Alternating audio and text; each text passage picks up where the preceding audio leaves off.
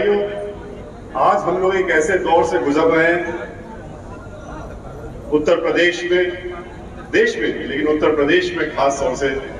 जहां पर कि प्रबुद्ध वर्ग जो है, विप्र समाज जो है,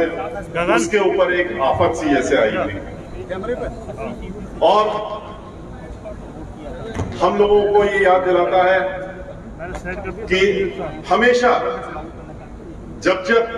इस तरह की आफत आती है और आई है, तो चाहे भगवान श्री परशुराम हो, चाहे भगवान श्री राम हो, और चाहे बांके बिहारी भगवान श्री कृष्ण जी हो, जिनके की दर्शन करके अभी हमने यहाँ पर ये अपना दूसरा जो हमारा फेज है, जहां जहां हमको जाना है, इसकी शुरुआत हमने आज मंदिर में जाकर, इसीलिए आपके बीच में थोड़ा सा देर में भी आए, क्योंकि वहां पर जा करके पहले अपने शीश नवा करके भगवान श्री कृष्ण जी से, बांके बिहारी जी से उनका आशीर्वाद प्राप्त किया, और आशीर्वाद प्राप्त करके अगले जो 14 दिनों तक इधर का कार्यक्रम है, उसमें हम आपके बीच में रहेंगे।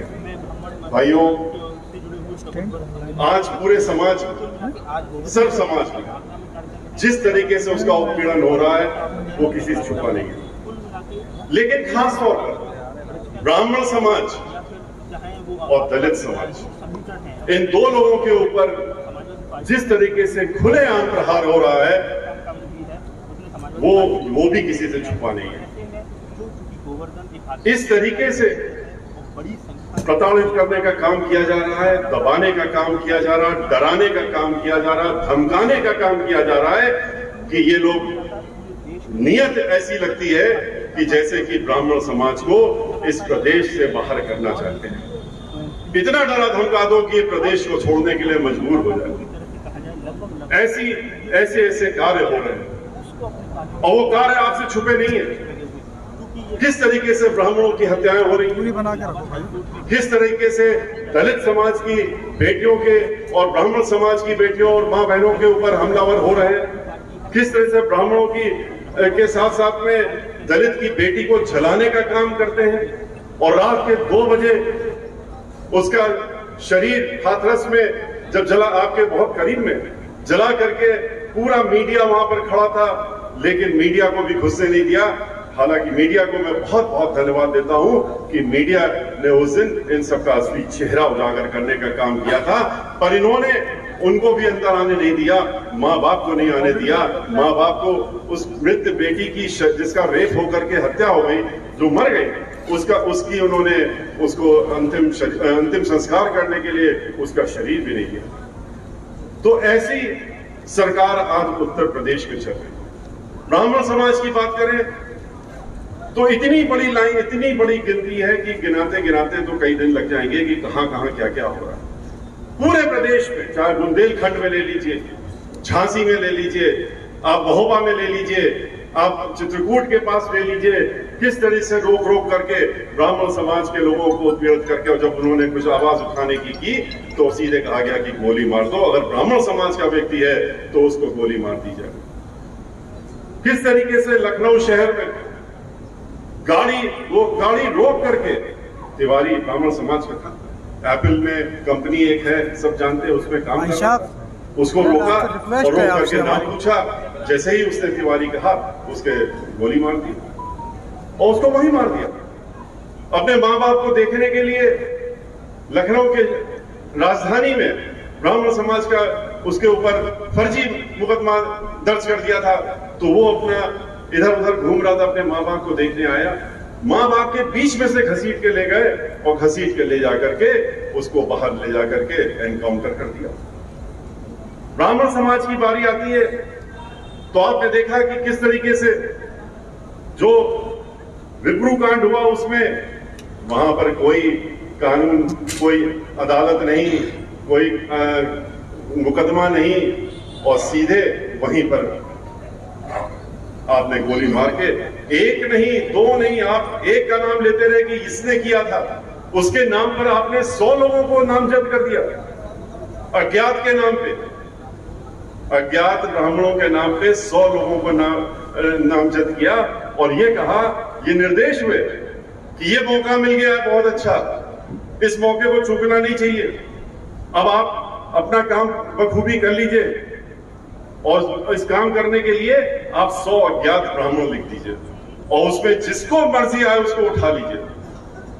जहां जहां मजबूत ब्राह्मण दिखे आपको, कानपुर के इर्द गिर्द जितना मजबूत ब्राह्मण, चाहे कन्नौज हो, फर्रुखाबाद हो, इटावा हो, और कानपुर हो, कानपुर नगर हो, उन्नाव हो, हरदोई हो, इस पूरे क्षेत्र के ब्राह्मण समाज के लोगों को, जो मजबूत किस्म के ब्राह्मण समाज थे, जो समाज में अपने समाज को लोगों को देखने का काम करते थे, उनको कोई बंबई से उठा लिया, कोई कलकत्ते से उठा लिया, जो कहीं थे ही नहीं, उनको नाम डाल करके और उठा करके और उसमें मारने का भी काम किया। कितनों लोगों को मार दिया, ये भी आपसे छिपा नहीं। गाड़ी फिसलती, गाड़ी रुक जाती, गाड़ी में बंद करके ले जा रहे हैं, पूरी आगे पीछे चारों तरफ फोर्स लगी हुई है, लेकिन अचानक गाड़ी रुकती है, फिसल जाती है और फिसलने के बाद वो व्यक्ति बाहर निकलता है और उसको कहा जाता है कि वो तो भाग रहा था इसलिए गोली मार दी। एक हो 17 से 18 साल का लड़का था, हरियाणा में काम कर रहा था, उसका भी नाम डाल दिया था क्योंकि वो भी मजबूत था, उसको उठा ले गए, उसकी भी गाड़ी फिसल गई, उसको भी गोली मार दी। प्रतापगढ़ में 5 ब्राह्मण समाज के लोगों को जिंदा जला दिया, उनका घर जला दिया, उनकी झोपड़ी, घर तो था ही नहीं, झोपड़ी थी, हम तो गए थे देखने। जब देखने गए तो देखा कि घर के नाम पे तो